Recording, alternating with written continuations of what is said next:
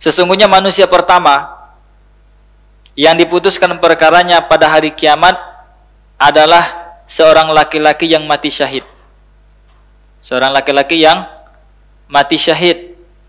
Dia dihadapkan, lalu Allah menunjukkan kenikmatan-kenikmatannya kepadanya. Maka dia pun mengenalnya. Allah bertanya, apa yang telah kamu lakukan padanya? Atas kenikmatan ya punya tubuh kuat, kesehatan, kemudian dia jihad dan lain sebagainya. Orang itu menjawab, aku berperang kepadamu, aku berperang karenamu, sehingga aku mati syahid. Ya. Kemudian apa kata Allah? Kadzabta, kamu pendusta. Ya. Akan tetapi kamu berperang agar dikatakan Fulan itu pemberani.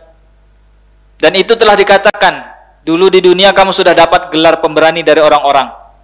Ya kan? Kemudian diperintahkan agar dia diseret di atas wajahnya, lalu dia pun diseret di atas wajahnya sehingga dia dicampakkan ke dalam api neraka. Orang mati syahid loh bu. Tapi salah niatnya hanya untuk dikatakan seorang pemberani. Nah itu yang pertama masuk neraka nanti. Bahkan diseret dengan wajahnya dicampakkan ke dalam api neraka. Ini amalan luar biasa loh bu. Orang-orang yang berperang di medan perang ini, orang-orang yang mati syahid. Ya.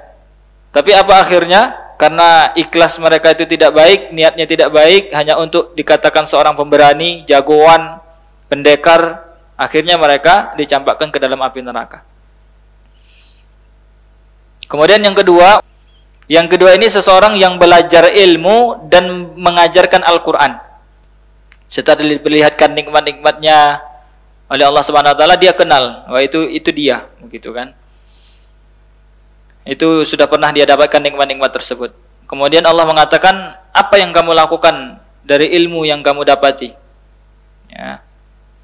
Kemudian kata orang tersebut, ta'allamtul ilma wa 'allamtuhu. Saya belajar ilmu, kemudian saya ajarkan kepada orang lain. Wa qara'tu fikal Qur'an, dan saya membaca Al-Qur'an. Ya, apa kata Allah? Kadzabta, kamu pendusta. Walakinnaka ta'allamtal ilma liyuqal 'alim.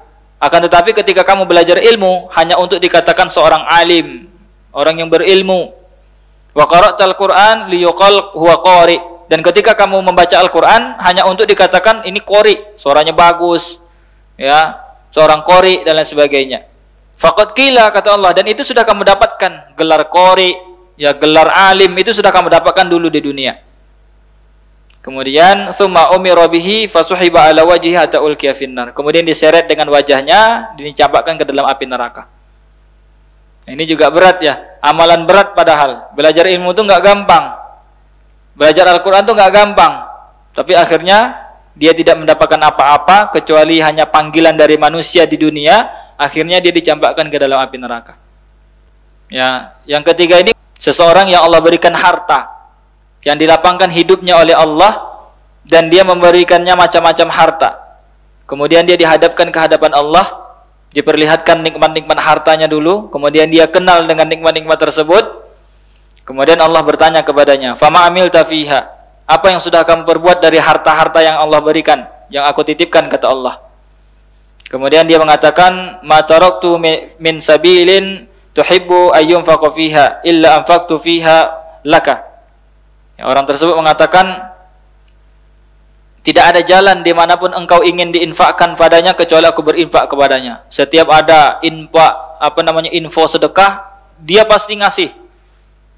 Ya, setiap ada lowongan amal jariah, dia pasti ngasih, begitu kan? Kemudian apa kata Allah? Kadzabta. Ya. Walakinnaka fa'alta liyuqal huwa jawad. Kamu pembohong. Padahal itu ketika kamu ngasih berbuat seperti itu hanya untuk dikatakan seorang yang jawad, ya, dermawan. Oh, ini orang dermawan nih, begitu kan? Niatnya hanya untuk itu saja. Ketika dia bersedekah, niatnya untuk disebut supaya disebut dermawan sama orang lain. Ya, faqad qila, dan itu sudah kamu dapatkan dulu di dunia. Orang-orang sudah menyebutmu dermawan, orang yang baik, begitu kan? Tsumma umira bihi fasuhiba ala wajhihi hatta ulqiya finnar. Kemudian diseret, diperintahkan kepadanya, diseret wajahnya untuk dicampakkan ke dalam api neraka. Ya.